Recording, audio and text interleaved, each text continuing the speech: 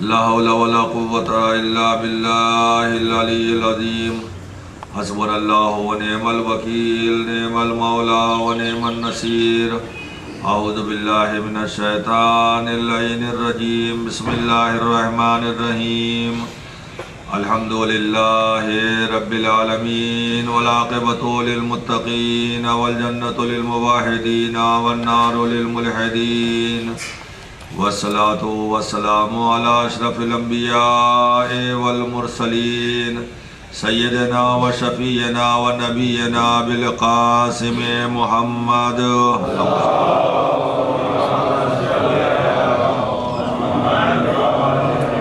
وآله الطيبين الطاهرين المعصومين اما بعد فقد قال الله سبحانه وتعالى في القرآن المجيد والفرقان الحميد وقوله الحق بسم الله الرحمن الرحيم الف لام میم ذلك الكتاب لا ریب فیہ ھدی للمتقین صلوات بر محمد وآل محمد۔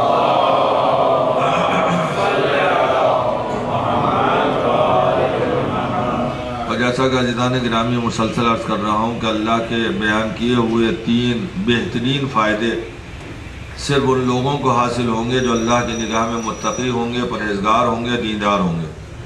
اور اللہ کی نگاہ میں متقی اور پرہیزگار اور دیندار وہی آدمی قرار پائے گا جس میں اللہ کی بیان کی ہوئی 6 صفتیں پائی جائیں گی، جس میں پہلی صفت ہے اس کا ایمان غیب پر ہونا چاہیے، دوسری صفت ہے کہ وقت کی پابندی کے ساتھ نماز پڑھنے والا ہونا چاہیے، تیسری صفت اللہ نے جو اسے رزق دیا، جو دولت دی ہو، اپنے رزق میں سے ایک حصہ راہ خدا میں خرچ کرنے والا ہو۔ چوتھی اور پانچویں صفت یہ ہے کہ 1,24,000 انبیاء اور ان پر نازل ہونے والی چیزوں پر اس کا ایمان ہو، اور چھٹی اور آخری صفت یہ ہے کہ اس کا بھرپور اور پکا ایمان آخرت پر ہو۔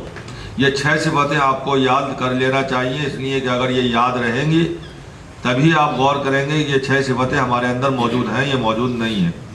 اور اگر موجود ہیں تو الحمدللہ اللہ کے بیان کیے ہوئے 3 فائدے، بہترین فائدے آپ کو حاصل ہیں۔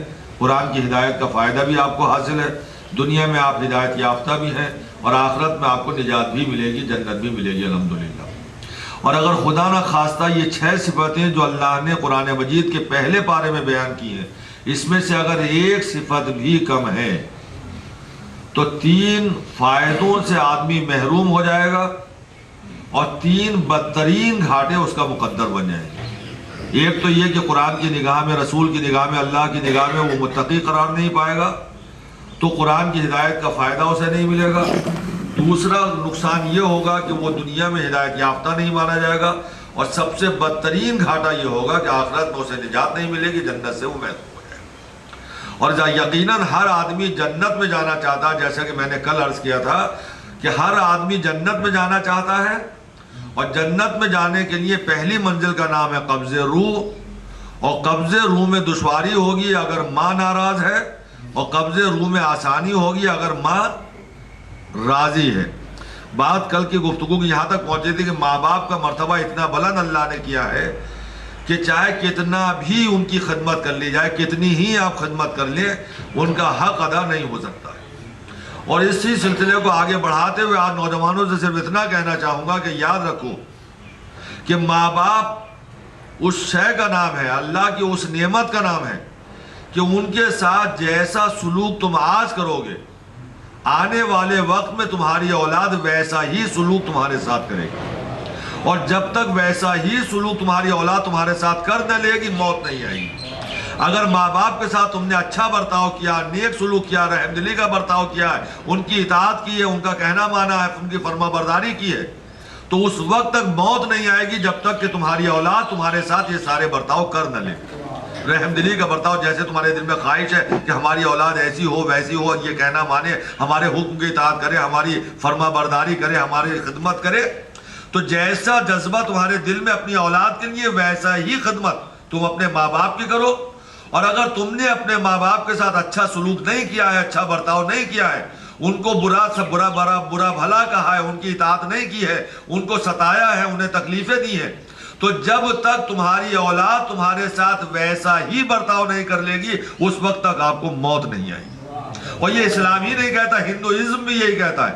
چنانچہ ان کی تاریخ میں، ہسٹری میں ملتا ہے کہ جیسے ہمارے یہاں زیارت کرنا بہت ثواب ہے، آپ زیارت کے لیے جاتے ہیں، 14 معصومین کے ہر سال جاتے ہیں، اور ہماری قوم کے نہ جانے سینکڑوں حج کے لیے بھی جاتے ہیں، عمرے کے لیے بھی جاتے ہیں، اور زیارت کے لیے بھی جاتے ہیں۔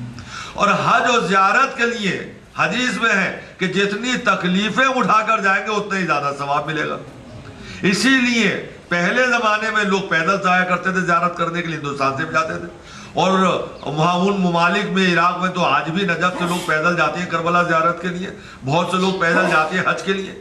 تو پیدل حج کرنا اور پیدل زیارت کے لیے جانا، پیدل کربلا جانا، نجف جانا، تکلیفیں اٹھا کے جانا اور پھر مولا کی زیارت کرنا، اس میں بہت زیادہ ثواب ہے۔ تو جیسے ہمارے یہاں پیدل چلنے میں اور تکلیفیں اٹھا کے زیارت کرنا اچھے مقامات کی اور ائمہ معصومین کے روضوں کی بے انتہا ثواب کا باعث بنتا ہے، ویسے ہی ہندوازم میں بھی مندروں کی زیارت کرنا اور تکلیفیں اٹھا کے زیارت کرنا اور پیدل چل کے جا کے تیرتھ یاترا کرنا ان کے یہاں بھی بہت زیادہ ثواب ہے۔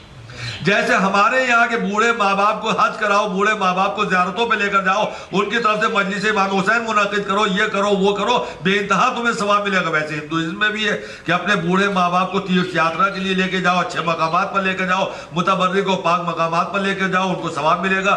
چنانچہ ہندوؤں میں رسم ہے کہ اپنے بوڑھے ضعیف ناتواں ماں باپ کو اپنے کاندھوں پر بٹھا کر تیرتھ یاترا کے لیے لے کے جاتے ہیں، بے انتہا ثواب ہے ان کے یہاں۔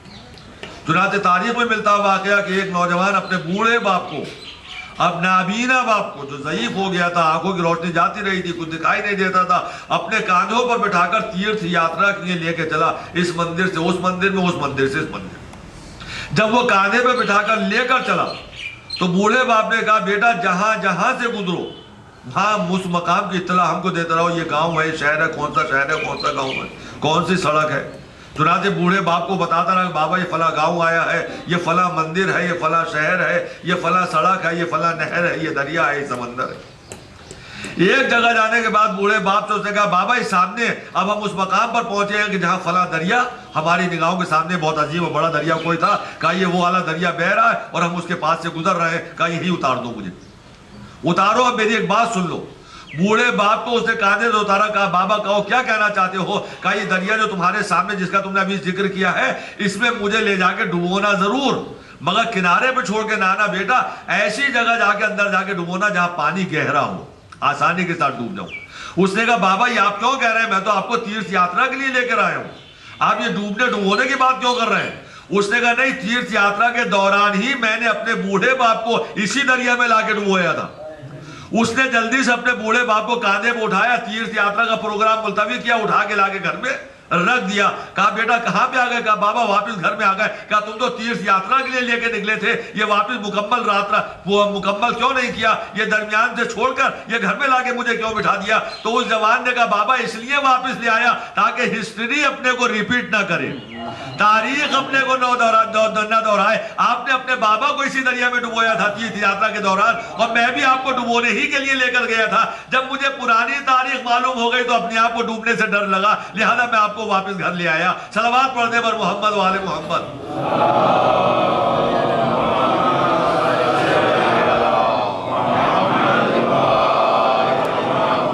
جیسا سلوک کیا ہے ویسا ہی سلوک جب تک اولاد نہ کر لے گی موت نہیں آئے گی۔ اس لیے میں کل سے آپ سے کہہ رہا ہوں، ماں باپ کے ساتھ اچھا سلوک کرو، اچھا برتاؤ کرو، ان کے ساتھ رحم دلی کے ساتھ پیش آؤ۔ کل ایک صاحب نے مسئلہ پوچھا کہ مولانا اگر ہمارے ماں باپ ناراض ہوں اور دنیا سے چلے گئے ہوں تو اس کے بعد اب ہم کیا کریں؟ تو یہ بھی تاریخ میں اور احادیث سے ثابت ہے کہ بہت سے میدان محشر میں ایسی اولاد سامنے آئے گی کہ جنہیں ماں باپ یہاں آگ کر کے گئے ہوں، ناراض گئے ہوں، آگ کر دیا ہو، وہ میدان محشر میں فرما بردار بن کر اٹھیں گے، اور جنہیں ماں باپ فرما بردار سمجھتے رہے کہ بڑی اطاعت کرنے والا ہے اور سب کچھ اسی کو دے کے مرے، اسے آگ کر دیا۔ ایک کو 2 اولادیں تھی، 2 بیٹے تھے، ایک خدمت کر رہا تھا، جو خدمت کر رہا تھا اسے سب کچھ دے دیا، اور جو خدمت نہیں کر رہا تھا اسے ناراض ہو گئے، آگ کر دیا اور جائیداد سے اسے محروم کر دیا اور چلے گئے۔ تو ہو سکتا ہے جس سے ناراض گئے تھے وہ میدان محشر میں فرما بردار بن کے سامنے آ جائے، اور جسے سب کچھ دے کر گئے تھے، خوشی خوشی گئے تھے اور ساری جائیداد اور سارا روپیہ پیسہ دولت اسے دے کر گئے تھے، وہ آگ والوں کی فہرست میں کھڑا ہو، وہ اس لائن میں کھڑا ہوا نظر آئے جہاں آگ لوگ کھڑے ہوتے ہیں۔ وہ کیسے؟ کہا ماں باپ، میں نے کل آپ سے کہا تھا، جب تک زندہ رہتے ہیں اولاد پر بھرپور نگاہ رکھتے ہیں، اور جب چلے جاتے ہیں تو اولاد کو وہ یوں ہی نہیں چھوڑ دیتے ہیں بلکہ عالم نور سے اپنی اولاد پر نگاہ رکھتے ہیں۔ چنانچہ ماں باپ جب دنیا سے چلے گئے، ساری جائیداد، سارا روپیہ پیسہ ایک بیٹے کو دے کے گئے جسے فرما بردار سمجھ رہے تھے۔ جب اتنی دولت دیکھی اس کا دماغ خراب ہو گیا، اس نے کھانا شروع کیا۔ نہ کہیں سے ماں یاد آئی، نہ بوڑھا باپ مرا ہوا باپ یاد آیا، کوئی یاد نہیں آیا۔ اس نے شراب بھی پی، جوا بھی کھیلا، کوٹھی بھی بنائی، مکان بھی بنایا، بنگلہ بھی بنایا، پیسے خوب خرچ کیے، اس لیے کہ بغیر محنت کے ملے تھے، اس کو کیا پرواہ تھی، یوں ہی مل گئے تھے۔ لہذا اس نے خوب اچھی طریقے سے کھانا پینا شروع کیا، آرام کرنا شروع کیا، اور نہ ماں یاد آئی نہ باپ یاد آیا۔ جب تک یہ دنیا میں ماں باپ تھے، وہ جو خدمت نہیں کر رہا تھا، جس سے ماں باپ ناراض تھے، اسے ان کی حیثیت کا پتہ نہ چلا۔ لیکن جب ماں باپ جیسی نعمت ہاتھوں سے چلی گئی، تب اسے احساس ہوا، ارے یہ کیا ہو گیا، میں نے ماں باپ کی خدمت نہیں کی، میرے بعد مرنے کے بعد کیا ہوگا، ارے کاش مجھے موقع مل جاتا، کاش میں صحیح راستے پر ہوتا اور میں اپنے ماں باپ کی خدمت کر لیتا، کسی عالم نے اسے راستہ بتا دیا، بس وہ لگ گیا اسی راستے پر۔ اس نے معلوم کیا ماں باپ کی نمازیں باقی تھی، وہ وہاں سزا بھگت رہے تھے۔ اس کو جب معلوم ہوا کہ 2-3 سال کی نمازیں مرنے سے پہلے رہ گئی تھی، لہذا اس نے محنت کر کے اور کچھ پیسہ جمع کر کے کچھ نمازیں خود پڑھ دی اور کچھ نمازیں جو ہے دوسروں سے پڑھوا دی۔ وہ جو سزا بھگت رہے تھے ماں باپ ادھر اپنی نمازوں کی وجہ سے، اس میں تخفیف ہو گئی، کمی آ گئی، تو انہوں نے فرشتوں سے پوچھا، کل تک تو اتنی سزا دی جا رہی تھی، آج یہ سزا کم کیوں ہو گئی؟ کہا تمہارے ایک بیٹے نے نمازیں جو تمہاری چھوٹ گئی تھی، جس کی وجہ سے یہ سزا مل رہی تھی، وہ نمازیں پڑھا دی گئی ہیں، لہذا یہ سزا کم ہو گئی۔ کہا کس بیٹے نے نمازیں پڑھی تھی؟ کہا تمہارے فلاں بیٹے نے نماز پڑھی تھی۔ اب خیال کا نام سنا نا بیٹے کا، جس بیٹے سے ناراض گئے تھے اسی بیٹے کا نام سامنے آ گیا۔ کچھ دن کے بعد پھر سزا کم ہو گئی، پوچھا یہ سزا کیوں کم ہوئی؟ کہا روزے جو کھا کے آئے تھے وہ تمہارے بیٹے نے روزے رکھ دیے ہیں، لہذا تمہاری سزا کم کر دی گئی۔ کہا کون سے بیٹے نے روزے رکھے؟ کہا فلاں بیٹے نے روزہ رکھا، جس سے ناراض گئے تھے اسی کا نام سنا، اور جس کو سب کچھ دے کے گئے تھے اس کا کہیں نام نہیں سنا۔ اس کے بعد اور سزا کم ہوئی۔ کہا یہ کیا ہوا؟ کہا تم فلاں عمل چھوڑ کے گئے تھے، لہذا بیٹے نے کر دیا۔ کون سے بیٹے نے کیا؟ کہا فلاں بیٹے نے کیا تھا۔ کہا اور سزا کم ہوئی۔ کہا کیسے کم ہوئی؟ کہا تم نے فلاں موقع کے اوپر فلاں آدمی کی غیبت کی تھی، برا بھلا کہا تھا، اس بیٹے کو معلوم ہو گیا، وہ گیا ان کے گھر اور تمہاری طرف سے معافی مانگ لی، اور سچے دل کے ساتھ اور یقینی دل کے ساتھ اس نے تمہاری خطا کو معاف کر دیا، جس کو تم برا بھلا کہہ کے آئے تھے، اور اس کی سزا جو تمہیں مل رہی تھی اس میں اور کمی آ گئی۔ اس کے بعد درجات بلند ہونے شروع ہوئے، اب تک سزا کم ہو رہی تھی، اب درجہ بلند ہونا شروع ہوا۔ کہا یہ درجہ کیوں بلند ہوا؟ کہا تمہارے بیٹے نے مجلس امام حسین منعقد کی ہے، اس کا ثواب تمہارے لیے مخصوص کیا ہے، لہذا تمہارا درجہ بلند ہو گیا۔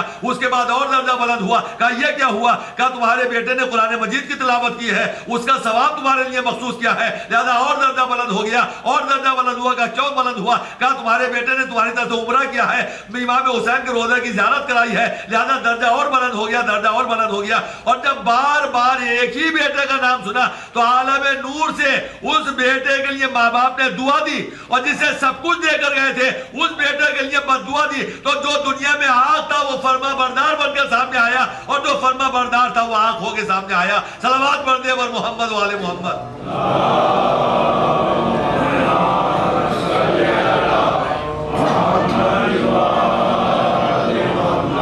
میرے نوجوانوں، اگر ماں باپ زندہ ہیں تو اللہ کی سب سے بڑی نعمت تمہارے ہاتھ میں ہے، ان کی خدمت کرو اور آخرت میں اپنے درجے کو بلند کرو۔ اگر ماں باپ زندہ نہیں ہے، خدمت میں کوئی کمی رہ گئی ہے، کمی نہ بھی رہی ہو، تو اس کے بعد بھی خدمتوں کا سلسلہ جاری رہے، اس طریقے سے کہ ان کو ایصال ثواب کرتے رہو، ان کی جو واجبات چھوٹ گئے ہیں انہیں ادا کرتے رہو۔ جیسے جیسے ان کا درجہ بلند ہوگا اور سزا میں کمی آئے گی، وہ عالم نور سے بھی تم کو دعا دیتے رہیں گے۔ ماں باپ کا مرتبہ بہت بلند ہے، اور عزیزان گرامی، ماں باپ کی جتنی خدمت کرو گے ویسے ویسے درجہ جنت میں بلند ہوگا۔ اب جنت میں بھی کوئی ایک درجہ تھوڑا ہی ہے کہ جو ہے سارے کے سارے جنت میں چلے گئے تو سب کو ایک ہی درجہ مل گیا، نہیں۔ جنت میں تو کئی مقام ہیں علیحدہ علیحدہ، کون سا درجہ آپ کو چاہیے؟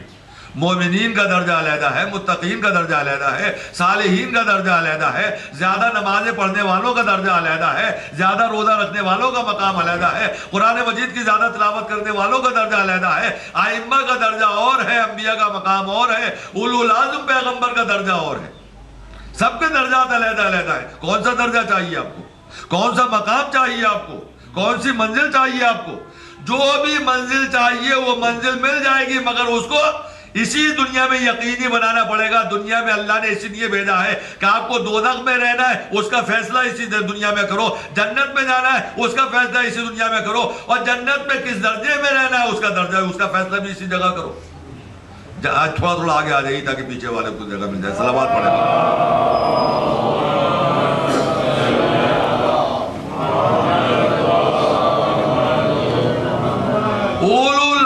پیغمبر کا درجہ بہت بلند ہے. اگر آپ کو چاہیے تو موسیٰ کا درجہ مل سکتا ہے، موسیٰ کی منزل بھی مل سکتی ہے، موسیٰ کے روم پارٹنر کی حیثیت سے آپ جنت میں جا سکتے ہیں اگر چاہیں تو، محنت کریں تو.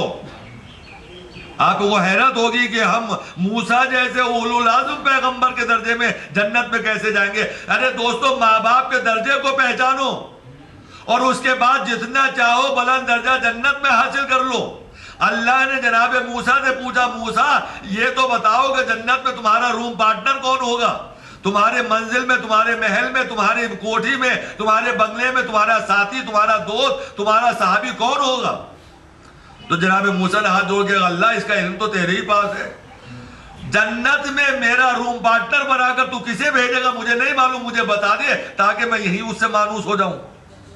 جنت میں میرا ساتھی کون ہوگا، میرے گھر میں میرا صحابی بن کے کون رہے گا، میرا دوست بن کے کون رہے گا. اے اللہ مجھے تو یہی بتا تاکہ میں اس کی یہیں پر جان پہچان کر لوں.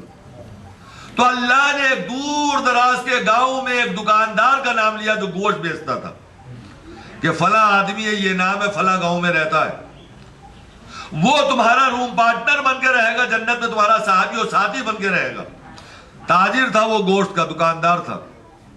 تو جناب موسیٰ نے کہا اللہ اس میں کون سی خوبی ایسی ہے جو جنت میں وہ میرے درجے میں اولو العزم پیغمبر کی منزل میں، یہ دکاندار، یہ تجارت کرنے والا، گوشت کا کاروبار کرنے والا، اور جنت میں اولو العزم پیغمبر کے مقام تک پہنچ جائے. کہا یہ میں تم کو نہیں بتاؤں گا، یہ اگر تلاش کرنا ہے تو خود جاؤ اور جا کے ڈھونڈو کہ اس کا کون سا عمل ایسا ہے جس کی وجہ سے جنت میں اسے تمہارا روم پارٹنر بنا رہا ہوں، جنت میں تمہارا ساتھی، تمہارا دوست، تمہارا صحابی بنا رہا ہوں. چنانچہ موسیٰ راستے کی سفر کی صعوبتیں برداشت کرتے ہوئے، تکلیفیں اٹھاتے ہوئے اس گاؤں میں پہنچے اور اس جگہ تک پہنچے جہاں اس کی دکان تھی. دیکھا واقعی دکان کے اوپر بہت گاہک کھڑے ہوئے اور وہ سودا بیچ رہا. جا کے سلام کیا، اجنبی آواز سنی تو اس نے ہاتھ روک لیے. کہا آپ کون ہیں، کہاں سے آئے؟ کہا میں مسافر ہوں. کہا اس گاؤں میں، شہر میں تمہارا کوئی جاننے والا نہیں ہے؟ کہا نہیں، میرا اس گاؤں میں، میرے شہر میں میرا کوئی جاننے والا نہیں ہے. اس آدمی نے فوراً اپنے گاہکوں سے کہا واپس چلے جاؤ، اللہ نے مہمان بھیجا ہے. اب اس کے بعد میں جب تک یہ مہمان رہے گا میں کاروبار نہیں کروں گا، دکان بند کر دوں گا. اس نے مہمان کے احترام میں گاہکوں کو واپس کر دیا اور اپنی دکان کو بند کر دیا، اور یہ کہتا ہوا مہمان کو لے کے گھر کی طرف چلا، اللہ نے میرے گھر مہمان بھیجا ہے، مہمان اللہ کی رحمت ہوتا ہے، آج میرے یہاں رحمت خدا آئی ہے، مجھ سے بڑا خوش نصیب کون ہے. ہمارے یہاں مہمان آتا ہے، کاروبار کا وقت ہوتا ہے تو ہم دکان پہ چلے جاتے ہیں، ہم آفس پہ چلے جاتے ہیں، آرام کرو ہم 4 بجے کے بعد آئیں گے. یہ موسیٰ کا صحابی ہے جس کی دکان پر گاہک کھڑے ہوئے ہیں اور وہ گاہکوں کو واپس کر رہا. ہمارا کردار یہ ہے، ہم کہیں گے ذرا مولانا رک جائیے 2 منٹ، یہ 2-4 آدمی ان کو اور نپٹا دیں، ذرا سودا بیچ دیں، اس کے بعد آپ سے گفتگو کریں گے. وہ موسیٰ کا اولو العزم پیغمبر کا صحابی تھا جنت کا. اس نے جب سنا کہ ہمارے گاؤں میں ایک مہمان آیا، اس کا مقصود مہمان نہیں تھے، یہ نہیں کہا میں تمہارے گھر آیا ہوں، تمہارے گاؤں میں آیا ہوں، اجنبی ہوں، میرا کوئی جاننے والا نہیں ہے. اس نے فوراً اسے اپنا مہمان بنا لیا. کہا ارے میرے گاؤں کا مہمان ہے، مہمان اللہ کی رحمت ہوتا ہے، رحمت الہی ہمارے گھر میں آئی ہے، ہمیں کنجوسی نہیں کرنی چاہیے. فوراً اپنے گاہکوں کو واپس کر دیا، کہا واپس جاؤ مہمان آ گیا. اور اس کے بعد اس نے اپنی دکان کو بند کر دیا اور جناب موسیٰ کو بڑے عزت و احترام کے ساتھ گھر لے کر آیا. دیکھیے وہ عمل پہچانیے جس کی وجہ سے موسیٰ کا درجہ اس دکاندار کو جنت میں ملے گا. اب موسیٰ ٹٹول رہے ہیں، ڈھونڈ رہے ہیں کون سا عمل اس کا ایسا ہے جس کی وجہ سے اتنا بلند عمل کون سا ہے اس کا کہ جس کی وجہ سے جنت میں یہ اولو العزم پیغمبر کا ساتھی اور روم پارٹنر بننے والا ہے. گھر لے کے گیا اور ایک جگہ کو جلدی سے صاف کر کے چادر بچھائی اور اس چادر کے اوپر جناب موسیٰ کو بٹھایا عزت و احترام کے ساتھ اور کہا کہ دیکھیے میں آپ کے لیے کھانا تیار کرتا ہوں، آپ آرام سے یہاں بیٹھیے، اور میری ماں ہے میں ذرا ماں کی خدمت کر لوں. وہ چلا تو سمجھے گیا ادھر کہیں ماں ہوگی، ایک چارپائی تھی، چارپائی کی وہ چادر پڑی ہوئی تھی. جب اس نے چادر کو ہٹایا تو معلوم ہوا اس کے نیچے کوئی جسم ہے. اتنا ضعیف، اتنی ناتواں، اتنی کمزور تھی کہ جب تک اس کا آدمی نے چادر کو نہیں ہٹایا یہ پتہ بھی نہیں چلتا تھا کہ اس چادر کے نیچے کوئی جسم ہے. جب اس نے چادر ہٹایا حرکت ہوئی تب معلوم ہوا یہ اس کی ماں ہے جو چادر اوڑے ہوئے لیٹی ہوئی تھی. اتنی کمزور تھی کہ پتہ ہی نہیں چلتا تھا کہ چادر کے نیچے بھی کوئی ہوگا. اس نے بڑے احترام کے ساتھ بڑی محبت کے ساتھ چادر کو اتارا. اس کے بعد ماں کا منہ دھلایا, ہاتھ دھلایا, کپڑے چینج کیے, تولیہ سے اس نے ہاتھ منہ صاف کرایا اور سب کچھ کرنے کے بعد کہا کہ اماں ہمارے یہاں مہمان آیا ہے, اللہ کی رحمت ہمارے یہاں آئی ہے, میں کھانا تیار کرتا ہوں اور آپ کے لیے جلدی سے کھانا کھلا کے پھر مجھے مہمان کو کھانا کھلانا ہے, آپ آرام سے لیٹ جائیے میں کھانا تیار کر لوں. ماں کو لٹا کے عزت و احترام کے ساتھ اس نے تندور کو روشن کیا. اس کے بعد اس نے گوشت کا شوربہ تیار کیا, روٹیاں پکائی اور روٹیاں پکانے کے بعد موسیٰ دیکھتے رہے. ایک ایک عمل پر نگاہ تھی, اس لیے کہ انہیں تو وہ عمل تلاش کرنا تھا جس کی وجہ سے جنت میں اولو العزم پیغمبر کا درجہ اسے ملنے والا تھا. وہ تلاش کر رہا تھا آخر کون سا عمل اس کا ایسا ہے بہترین عمل جس کی وجہ سے جنت میں یہ میرے ساتھ رہنے والا ہے.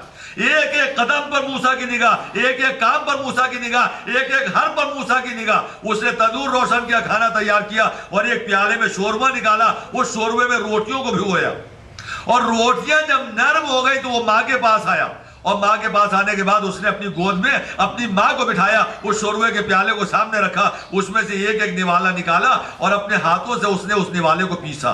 اس لیے ماں کے منہ میں دانت نہیں تھے, مسوڑے تھے, تو اس کو یہ بھی گوارا نہیں تھا کہ ماں کے مسوڑوں کو تکلیف ہو. اس نے اپنے ہاتھوں سے وہ کام جو باپ نے مسوڑوں سے کرتی, چونکہ ضعیف تھی, ناتواں تھی, کمزور تھی, لہذا بیٹے کو یہ گوارا نہیں تھا کہ مسوڑوں کو بھی ماں کی تکلیف ہو. لہذا جو کام مسوڑوں کو کرنا تھا وہ کام اس نے اپنے ہاتھوں سے کیا. ہاتھوں سے نرم کرنے کے بعد اور نوالے کو پیسنے کے بعد اس نے چھوٹے چھوٹے نوالے ماں کے منہ میں رکھنا شروع کیے. جب پانی کی ضرورت ہوئی آہستہ سے پانی پلا دیا, اور جب پانی پلا دیا تو پھر 2-4 نوالے منہ میں رکھ دیے, پھر تھوڑا سا پانی پلا دیا, پھر 2-4 نوالے منہ میں رکھ دیے. جب ماں کا پیٹ بھر گیا اور ماں نے کہا بیٹا میری طبیعت سیر ہو گئی, میرا پیٹ بھر گیا, تو اس نے ماں کا منہ صاف کیا, ہاتھوں کو صاف کیا, بڑی عزت و احترام کے ساتھ لٹایا. موسیٰ دیکھ رہے ہیں خدمت کو اور موسیٰ اس عمل کو تلاش کر رہے ہیں جس کی وجہ سے جنت میں اس کو اتنا بڑا مقام ملنے والا ہے. اب موسیٰ کا بیان یہ ہے کہ جب ماں کو چادر کے نیچے لٹا کے اور ماں سے یہ کہہ کے کہ میں اپنے مہمان کی خدمت کے لیے اور کھانا کھلانے کے لیے جا رہا ہوں, موسیٰ نے دیکھا جیسے ہی ماں کے پاس سے وہ اٹھا اور میری طرف وہ چلا, ویسے ہی چادر کے نیچے سے آواز آئی, ارے بیٹا تو میری اتنی خدمت کرتا ہے, میں اپنے خدا سے دعا کرتی ہوں اے خدا میرے بیٹے کو جنت میں موسیٰ کا درجہ دے دے. صلوات پڑھنے پر محمد و آل محمد.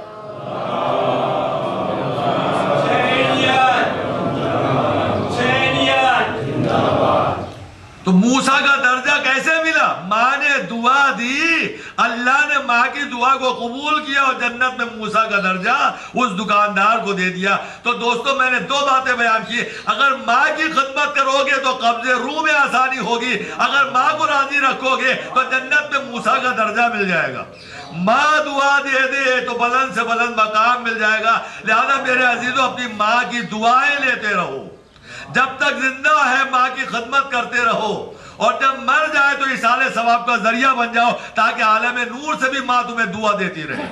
ماں کا درجہ میں نے بیان کیا, مگر قبض روح کے سلسلے میں کہ قبض روح میں دشواری ہوگی اگر ماں ناراض ہوگی, قبض روح میں آسانی ہوگی اگر ماں راضی ہوگی. جنت تک جانے کی پہلی منزل قبض روح, اور قبض روح کے لیے میں نے بتایا رسول خدا کے فرمان کی روشنی میں کہ قبض روح میں بہت سہولت ہو جائے گی اگر ماں کو راضی رکھو گے, اور قبض روح کے وقت بہت تڑپو گے اگر ماں ناراض ہو جائے گی. اور دوسری منزل کا نام ہے فشار قبر.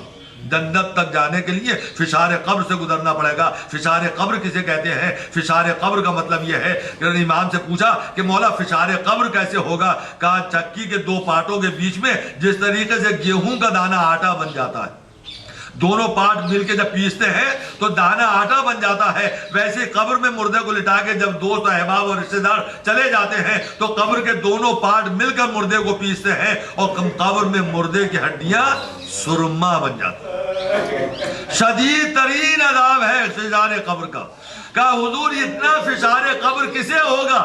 تو پہلی بات تو نبی نے بتائی, جو پیشاب کرنے کے بعد پانی سے طہارت نہیں کرے گا سب سے زیادہ فشار قبر اور سب سے سخت فشار قبر اسے ہوگا, جیسے کہ آج کل فیشن چلا ہے.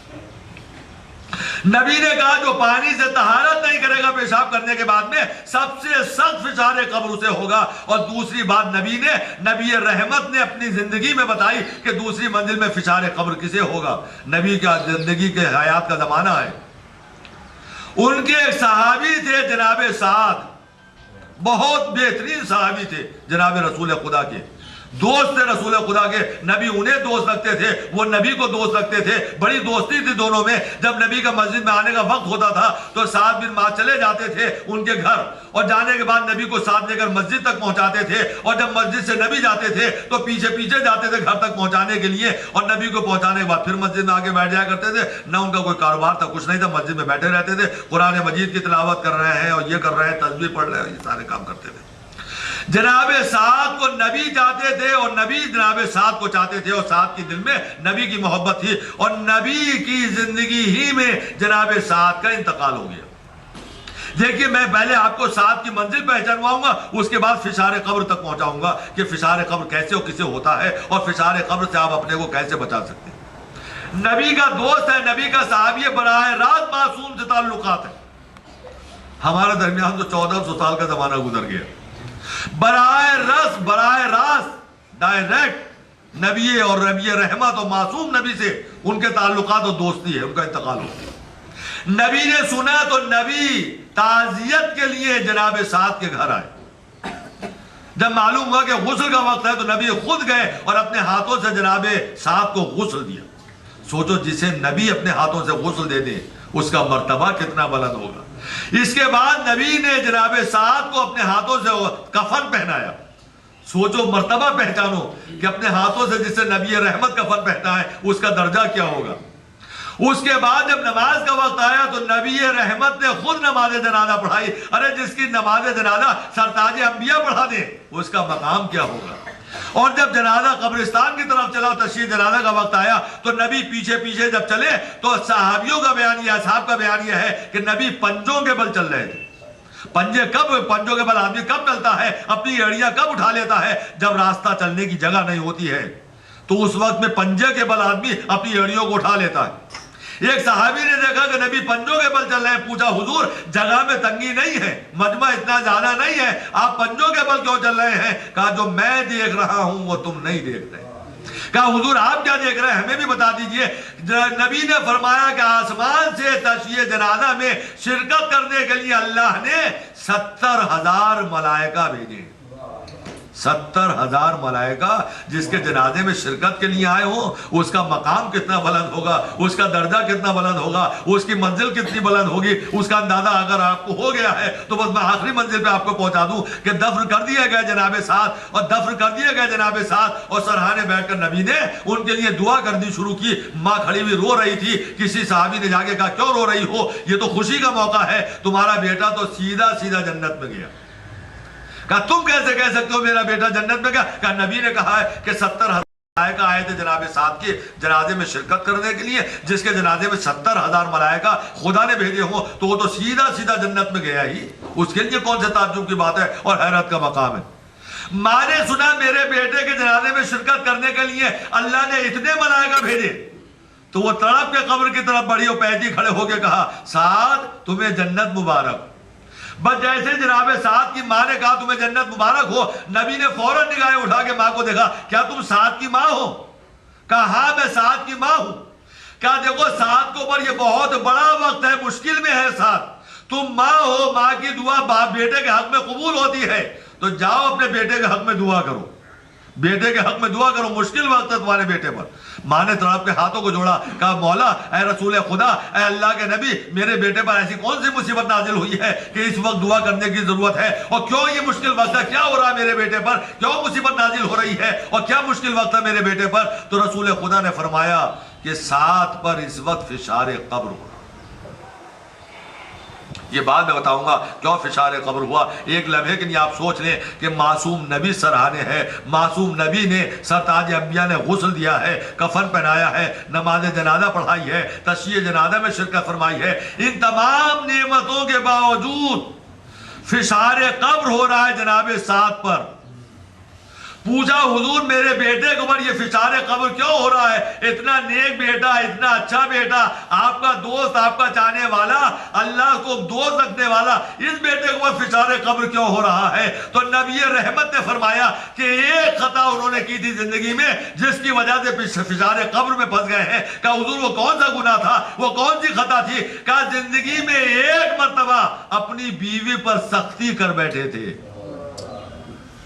ایک مرتبہ زندگی میں اپنی بیوی پر سختی کر بیٹھے تھے، اس سختی کے نتیجے میں آج وہ فشار قبر میں پھنسے ہوئے ہیں۔ ارے میرے دوستو ذرا سوچو، جب سعد جیسا صحابی رسول، اتنا نیک اور بلند درجے پر مالک، بلند درجے کا مالک سعد، ایک مرتبہ سختی کرنے پر بیوی پر اپنے کو فشار قبر سے نہ بچا سکا، ہم آئے دن جو پیچھے ڈنڈا لیے گھومتے ہیں، برا بھلا کہتے ہیں، گالیاں دیتے ہیں، گھر سے نکالتے ہیں، طلاق تک نوبت آتی ہے، ہم اپنے کو فشار قبر سے کیسے بچائیں گے؟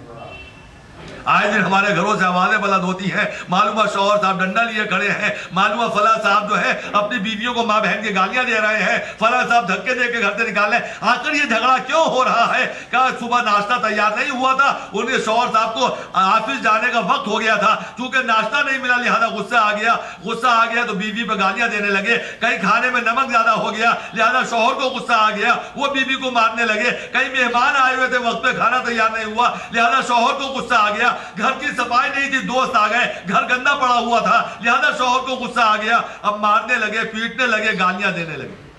یہ ساری باتیں جس پر شوہر کو غصہ آ رہا ہے، یہ کیوں نہیں کیا، وہ کیوں نہیں کیا، بچہ اسکول کیوں نہیں گیا، اس نے ڈریس کیوں نہیں پہنی، وقت کے اوپر بچے کو تیار کیوں نہیں کیا تھا، کھانا تیار کیوں نہیں ہوا، ناشتہ تیار کیوں نہیں ہوا۔ ارے میرے دوستو، جن باتوں پر بیویوں پر سختی کر رہے ہو، یہ کام ان کی ڈیوٹی میں شامل نہیں ہے، انہیں آپ ڈیوٹی سمجھ رہے ہیں کہ وہ ڈیوٹی ان کی نہیں کیا تو ان کو سزا ملنی چاہیے۔ یہ جتنی باتیں جس پر آپ سختی کر رہے ہیں یہ ان کی ڈیوٹی نہیں ہے، ڈیوٹی یہ آپ کی ہے۔ یہ اگر آپ کے گھر میں آپ کا کام کر رہی ہیں، آپ کو کھانا کھلا رہی ہیں، آپ کے لیے کھانا تیار کر رہی ہیں، آپ کے کپڑے تیار کر رہی ہیں، بچوں کو اسکول لے کے جا رہی ہیں، تو یہ ان کا اوور ٹائم ہے، آپ کی 7 پشتوں پر احسان کر رہی ہیں، ورنہ ان کی ڈیوٹی نہیں ہے، یہ اوور ٹائم ہے ان کا۔ آپ خود مسئلہ اٹھا کر دیکھیں، توجہ المسائل سے ہٹ کے میں کوئی بات نہیں پڑھتا ہوں، میں احادیث اور قرآن سے ہٹ کے کوئی بات نہیں پڑھتا ہوں، دیکھو ان کی ڈیوٹی میں کتنا شامل ہے۔ اگر آپ توجہ المسائل اٹھا کر دیکھیں گے تو آپ کو معلوم یہ ہوگا کہ وہ بچہ جو ان کا اپنا ذاتی بچہ ہے، سوتیلا بھی نہیں، جس بچے کی سگی ماں وہ ہے، اس بچے کو دودھ پلانے کی منزل بھی آ جائے تو توجہ المسائل میں، ہر عالم کی توجہ المسائل میں یہ مسئلہ موجود ہے کہ اگر ماں چاہے تو اپنے شوہر سے دودھ پلانے کی قیمت وصول کر سکتی ہے، اس لیے کہ دودھ پلانا بھی ماں کی ڈیوٹی میں شامل نہیں ہے، یہ اس کی ممتا ہے جو اللہ نے پیدا کی ہے، یہ اس کا رحم ہے جو بچے کو دودھ پلا رہی ہے، ورنہ دودھ پلانا بھی بچے کو اس کی ڈیوٹی نہیں ہے، اوور ٹائم ہے۔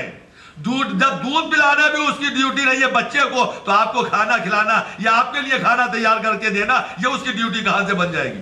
سگا بچہ ہے، کمسن بچہ ہے، ننھا منہ بچہ ہے، مگر اس کے لیے بھی توجہ المسائل میں مسئلہ موجود، آپ جا کے پڑھیے گا گھر میں، کہ اگر وہ چاہے تو پیسے لے لے، اس لیے کہ یہ اس کی ڈیوٹی نہیں ہے، بچہ پیدا ہو گیا، اب باپ جانے اور باپ کا کام جانے، آپ جائیے خود دودھ پلوائیے شیشے میں لے کر، گود میں لے کے، یا کوئی عورت معین کیجئے کہ وہ اس کو دودھ پلا دے، مہرحال عورت کی ڈیوٹی نہیں ہے۔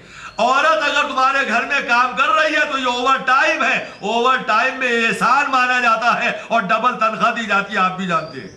اور اگر کوئی اوور ٹائم نہیں کرے تو اس مزدور کے اوپر، اس کام کرنے والے پر سختی نہیں کی جاتی، اگر وہ کر لے تو اس کا احسان مان کے ڈبل تنخواہ دی جاتی ہے، اور اگر نہ کرے تو کچھ نہیں کہا جاتا ہے۔ تو بیوی کی اوور ٹائم ہے یہ جو گھر میں کام کر رہی ہے۔ اب آپ کہیں گے جناب فاطمہ تو گھر میں کام کرتی تھی، جناب ہم نے دیکھا کہ ان کے ہاتھوں میں چھالے پڑ جاتے تھے، روٹیاں خود پکاتی تھی، چکی بھی خود ہی چلاتی تھی۔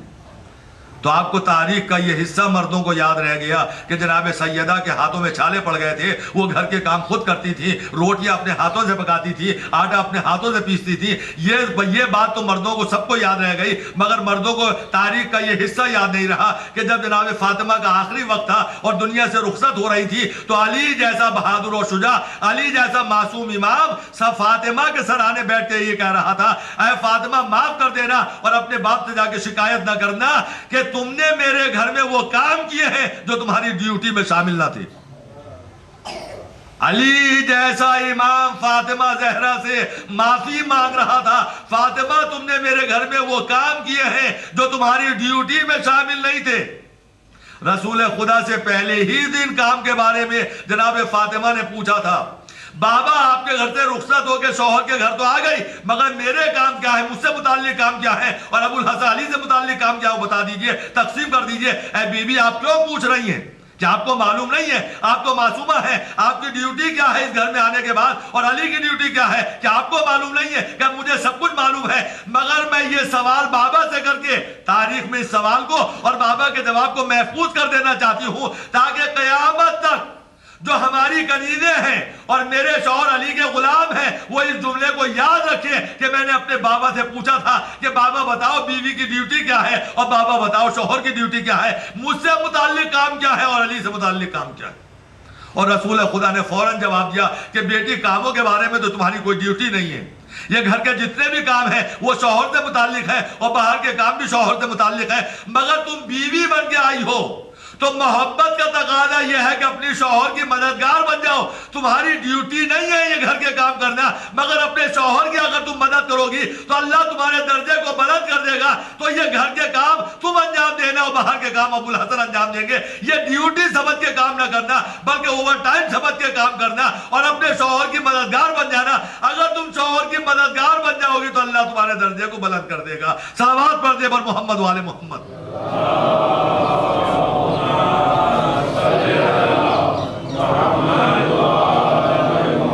بہنوں سے اگر میری بات سننا ہی ہے تو میں صرف اتنا کہنا چاہوں گا کہ میری اس بیان سے زیادہ فساد برپا نہ کرنا، بلکہ تم کنیزان جناب سیدہ ہو تو سیرت جناب سیدہ پر عمل کرنا۔ میں تو مردوں کو یہ بتانا چاہتا ہوں کہ وہ اپنی غلطی کی طرف متوجہ ہو جائیں، عورتوں کے ان کاموں کو ڈیوٹی نہ سمجھیں، اوور ٹائم سمجھیں، اور عورتوں کو اپنے گھر میں اس طرح سے رہنا چاہیے جیسے جناب فاطمہ اپنے شوہر کی مددگار بن کے رہی تھی۔ جناب سیدہ نے اپنے گھر میں اپنے شوہر کی مدد اس طرح سے کی تھی کہ اے ابو الحسن تم جاؤ گھر کے باہر کے کاموں کا انجام دو، گھر میں جو تمہاری ڈیوٹی ہے وہ میں انجام دوں گی اور تمہاری مدد کروں گی۔ اور علی نے آخری وقت میں جناب فاطمہ سے معافی مانگی تھی۔ تو دنیا کے شوہروں کو چاہیے کہ عورتوں کو، بیویوں کو اتنا کمتر نہ سمجھے۔ اگر تم غلامان مولا کائنات ہو، اگر عورتوں نے تمہاری مدد کی ہے گھر میں اور تمہارے وہ کام کیے ہیں جو تمہاری ڈیوٹی میں شامل تھے، تو کم سے کم ان سے معافی اگر مانگنے کی جرات نہ کر سکو تو کم سے کم رحم دلی کا برتاؤ تو کرو۔ صلوات پڑھ دے پر محمد والے محمد۔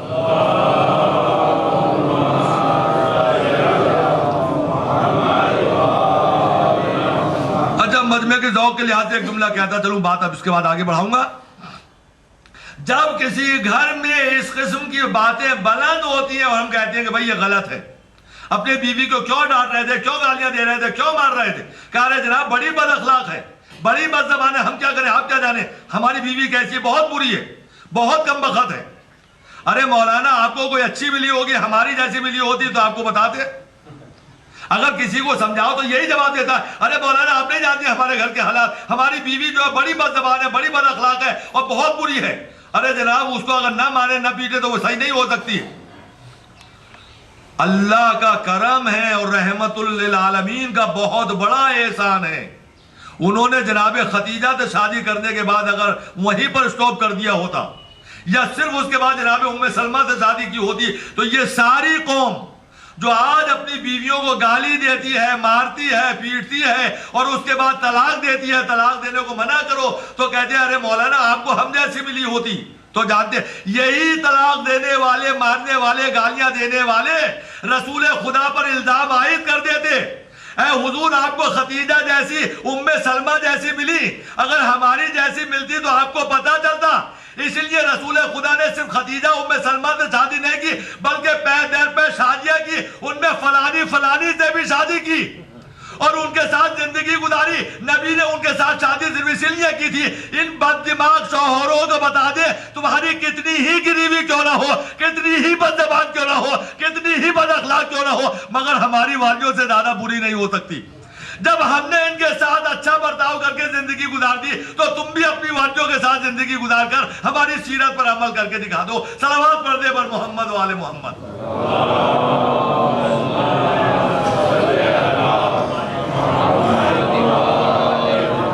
آپ بھی بتائیے کہ آپ کے کے گھر میں اگر کسی گھر میں خدا نہ خواستہ بری بچڑی چڑچڑی زبان کی ہے تو ان سے زیادہ تو نہیں ہو سکتی. اور نبی نے واقعی ان سے شادی اس لیے کی تھی تاکہ تمام دنیا کی قوموں کو، ہمارے مسلمانوں کو اس بات کی سیرت کا پتہ چلتا رہے کہ جب نبی نے ان کے ساتھ گزارا کر لیا اور طلاق نہیں دی، گھر سے نہیں نکالا، مارنے پیٹنے کی نبی کے گھروں سے آوازیں بلند نہیں ہوئی، تو پھر ہم اگر نبی کی نبوت کا کلمہ پڑھنے والے ہیں، ان کی رسالت کے کلمہ پڑھنے والے ہیں، انہیں نبی مانتے ہیں، ان کی سیرت پر چلنے کا دعویٰ کرتے ہیں، تو میرے دوستو مکمل سیرت پر عمل کیجئے اور اپنے گھروں کو بھی نبی جیسا گھر بنا دیجئے. صلوات پڑھ دے پر محمد و آل محمد.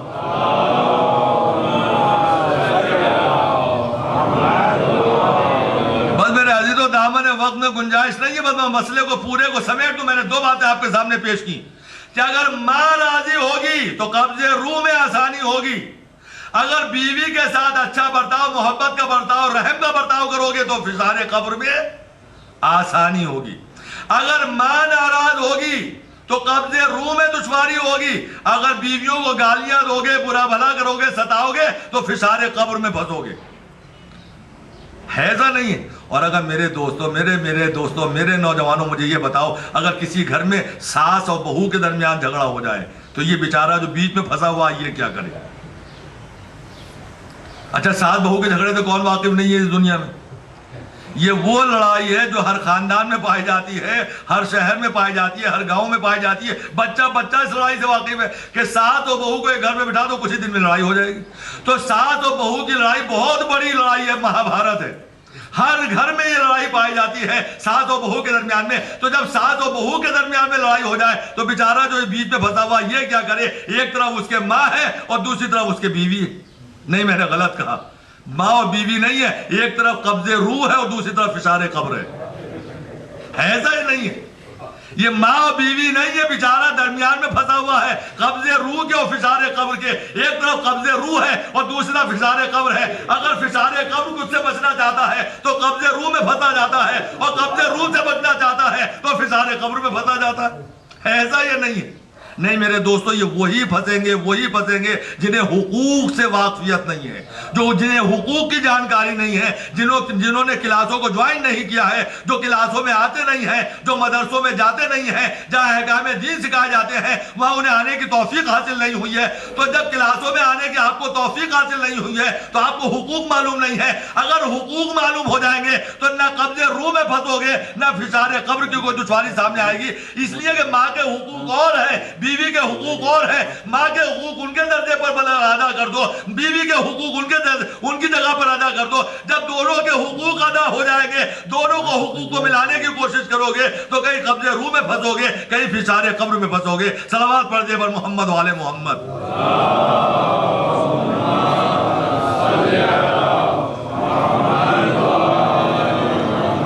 میرے عزیزوں بس میں نے بات کو ختم کر دیا. بس آخری پیغام دینا چاہوں گا، جہاں کہیں بھی دینی کلاسیں نظر آئے، اگر آپ نے کو فشار قبر سے بچانا چاہتے ہو، قبض روح سے بچانا چاہتے ہو، میدان محشر سے بچانا چاہتے ہو، پل صراط سے جلدی سے گزر کے جنت تک جانا چاہتے ہو، تو دینی کلاسیں جہاں کہیں بھی قائم ہو، اللہ کے نام پر، رسول کے نام پر اور امام زمانہ کے نام پر جہاں کہیں بھی مدرسے ہوں و دین پڑھایا جا رہا ہو، عمر کی کوئی قید نہیں ہے، اس میں ضرور شرکت کرو، ضرور شرکت کرو.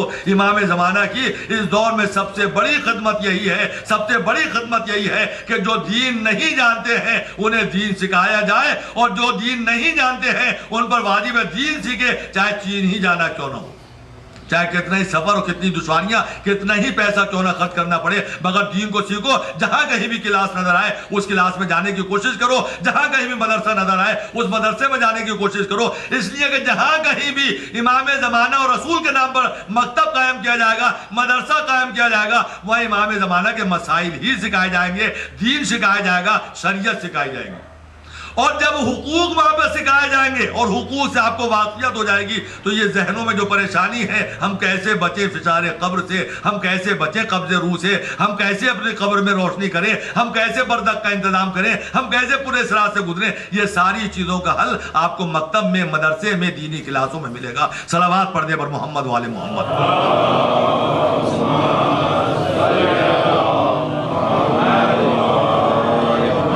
گرامی میں نے بات بات کو تمام کر دیا، ماں اور بیوی کے مسئلے کو میں نے یہاں تک پہنچایا ہے، اب دامن وقت میں گنجائش نہیں ہے، بس اتنا سن لو، بغیر رب کے سن لو کہ ایام ادا بڑی تیزی کے ساتھ آپ کے پاس سے گزر رہے ہیں، آپ صف ادا پر بیٹھے ہوئے ہیں اور اس تصور کے ساتھ صف ادا پر بیٹھے ہوئے ہیں کہ امام زمانہ اپنے جد کا پرسہ لینے کے لیے یقیناً صف ادا پر آتے ہیں، تو آؤ امام زمانہ کی خدمت میں ان کے جد کا پرسہ پیش کر دیں۔ ہاں عزیزان گرامی، آپ متوجہ ہو گئے پرسہ دینے کے لیے، آپ نے اپنے کو تیار کر لیا ماتم کے لیے، آپ نے اپنے کو آمادہ کر لیا آنسو بہانے کے لیے، مگر میں یہ پوچھنا چاہتا ہوں، ابھی میں مصائب شروع کر رہا ہوں، آپ کی آنکھوں میں آنسو آنے لگے، ابھی میں مصائب پڑھوں گا آپ رونے لگیں گے، یہ آنسو جاری ہو جائیں گے، آپ کی آوازیں بلند ہو جائیں گی، لیکن جب یہ 10 منٹ مصائب پڑھنے کے بعد اتروں گا تو یہ آوازیں جو بلند ہو رہی تھی وہ رک جائیں گی، یہ آنسو جو بہ رہے تھے یہ رک جائیں گے، یہ گریہ و زاری کی آوازیں جو آ رہی تھی یہ گریہ و زاری کی آوازیں تھم جائیں گی۔ تو میری سمجھ میں نہیں آتا ہے کہ جب تک ذاکر مصائب کربلا پڑھتا ہے رونے والے روتے ہیں، اور جب مصائب کربلا کا بیان تمام ہو جاتا ہے تو رونے والوں کے آنسو رک جاتے ہیں اور آوازیں تھم جاتی ہیں۔ جب تک مصائب مجلس ہوتی ہیں ہم روتے ہیں، مجلس تمام ہو جاتے ہیں رونا تھم جاتا ہے۔ تو میں سوال پوچھنا چاہتا ہوں، یہ رونا رک کیوں جاتا ہے؟ یہ بہتے ہوئے آنسو تھم کیوں جاتے ہیں؟ یہ گریہ و زاری مسلسل جاری کیوں نہیں رہتا ہے؟ عزیزان گرامی، اس میں صرف ایک ہی فلسفہ ہے کہ ہم کربلا میں نہیں تھے، ہم نے کربلا نہیں دیکھی، ہم نے کربلا کے پیاسوں کو اپنی آنکھوں سے نہیں دیکھا، ہم نے آلاتش کی آوازیں نہیں سنی، ہم نے علی اصغر کے گلے پر تیر کا نشان نہیں دیکھا، ہم نے علی اکبر کے سینے پر برچی کا پھل نہیں دیکھا، ہم نے عباس کے کٹے ہوئے بازو نہیں دیکھے، ہم نے نوکے نیزہ پر سر حسین نہیں دیکھا، ہم نے جلتے ہوئے خیمے نہیں دیکھے، جلتے ہوئے خیموں سے ساداتیوں کو نکلتے ہوئے نہیں دیکھا، ارے شبر کو چادر چھینتے ہوئے نہیں دیکھا، ہم نے رخسار جناب سکینہ پر تماچے مارتے ہوئے شبر کو نہیں دیکھا، ہم نے سکینہ کے کانوں سے بہتے ہوئے خون کو نہیں دیکھا، ہم نے ننھے بچوں کو اعلیٰ تاش کی صدا